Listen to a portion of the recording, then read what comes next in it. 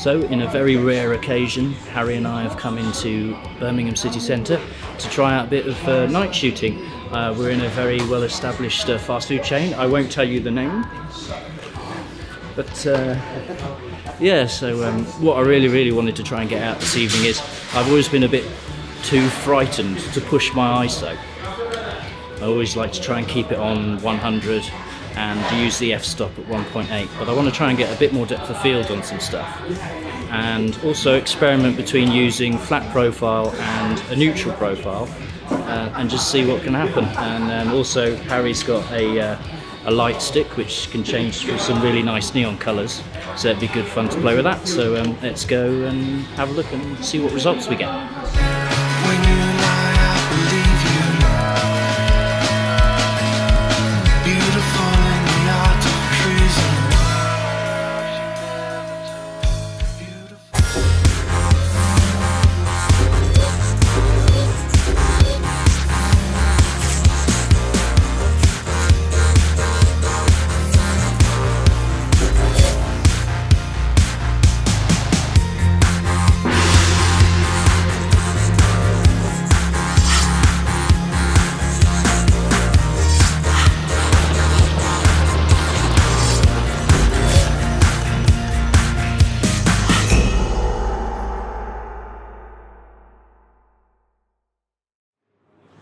Well, this evening is turning out to be a little bit more difficult than expected, not because of playing with any of the ISO or anything like that, just the wind is up so much that our stabilizers just aren't coping with it.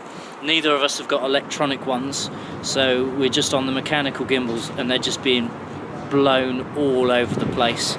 So it's a little bit difficult, and because some of the nicer stuff to shoot is a little bit higher up, we just can't get those angles on these mechanical stabilizers. They just prefer to be smooth and straight.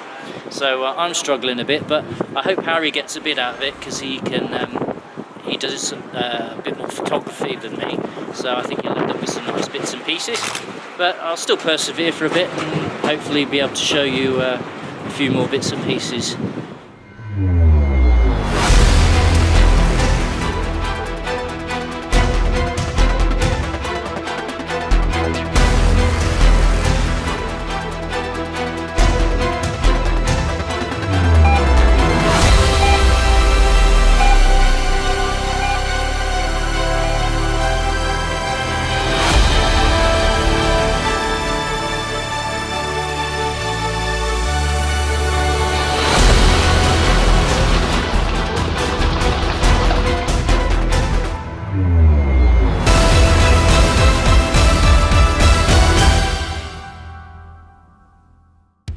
Well, it's been just over a week since we went out on the night shoot, and since then I've been editing the two B-roll sequences together.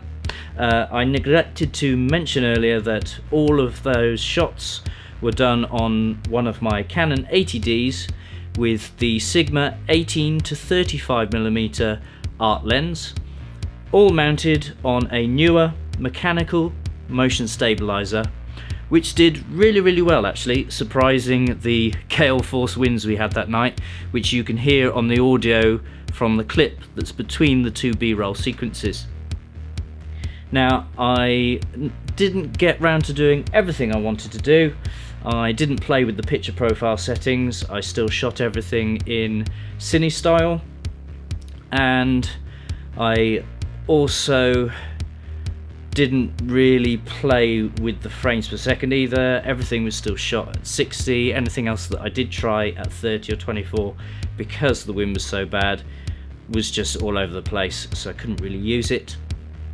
However, I did push out of my comfort zone and ramp up the ISO, so I used it up to a maximum of 400, which I know isn't a lot, because I believe that the ISO native for the Canon 80D is 400, but at least it's given me a little bit more confidence to push the ISO in low light conditions and still end up with what I feel is workable results. But even with ramping up the ISO, some of the shots that I took that night simply wouldn't have been able to be done without Harry's light stick. But before we go any further with that, let's take the B-roll sequences that you've just seen, strip it of any motion stabilization or warp stabilizer from Premiere Pro, and strip back the color grade so you can see exactly what it was like out of the camera.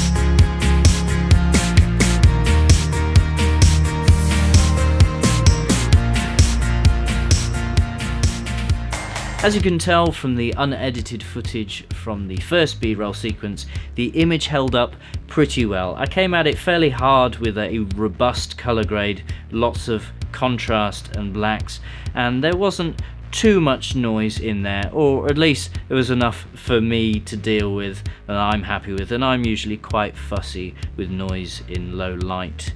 So on that note, I'm pretty pleased with the 80D and how it's handled it. With certain scenes like the bull, we simply wouldn't have got away with it without using Harry's light stick, because it was just way too dark, and ramping up the ISO past the 80D's native 400 in such low light, it just wasn't going to work.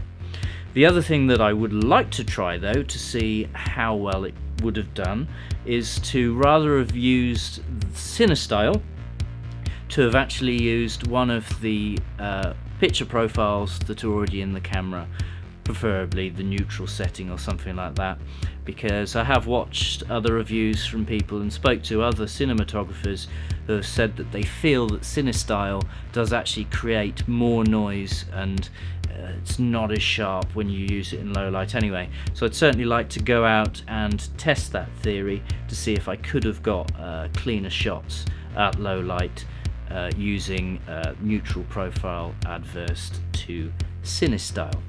Overall, I'm still pretty happy with how the 80D has done, and it's certainly made me feel more comfortable to ramp up that ISO a bit more.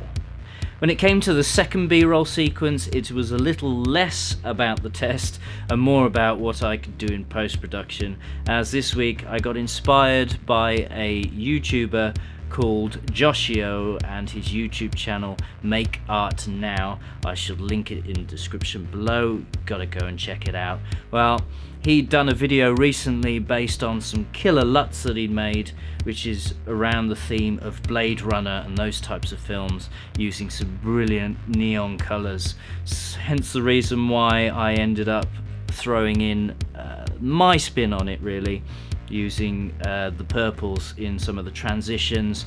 And because the scene based it all around Harry and the light stick that he's got and the photos he was taking using the light stick, I just made it as epic as possible, inspired by Joshio and his LUTs, and just kind of created my own. When it came back to the actual footage on the night, and linking back to the test if you will, those particular color grades were pretty good to see how far you could push the image before it started to break up. Yes, it does push it a bit too far in certain areas, but I kind of feel like I can treat that as an effect. So for example, there's one particular scene where Harry is actually doing the light stickers just after he presses the camera on. If you look at the color on his skin, it's a really bad skin tone entirely, it doesn't work, but in the entire scene, for me, that works pretty well. But when it came to the first scenes when he is actually holding the light stick, I had to back that off. That was all just in that separate adjustment layer that I had made on top of the original color grade, which was actually also in sequence 1. So yeah, that worked out pretty well. To my surprise as well, the actual harsher adjustment layer did remove a lot of grain from the clips that are on the wall, which has writing across it with the water cascading down it. It made it a lot crisper, and it almost gave that kind of Gotham City Batman feel, or at least to me that's how it felt. But the original, as you can see from the clip that I'm about to show you, the original one really does look a lot more grainy before adding that extra LUT. So let's check them out, and you can see the stripped down version first with the adjustment layer removed and then the color grade taken off, so you can see what I captured on the night.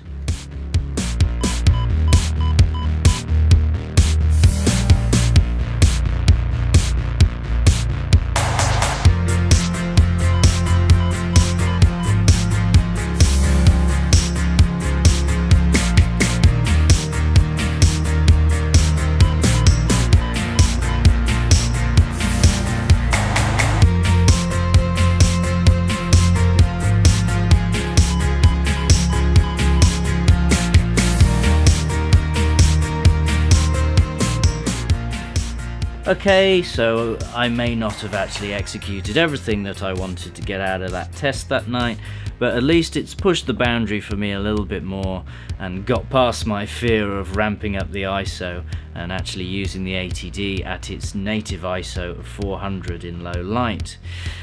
And further to that, I'd certainly like to get out and do this test again for you guys, this time exactly the same locations, with the 80D and the Sigma 18-35, this time probably on a locked off shot, so I can really explore and go through picture profiles, the cinestyle versus the neutral, a test from 100 to maybe 1000 ISO or maybe even further, and also trying the different f-stops. And this time, rather than just playing safe and doing 60 frames per second, hopefully I can do it on a day that's not so windy and I can actually get some more stabilized shots to test 24, 30 frames per second, see if any of that makes a difference.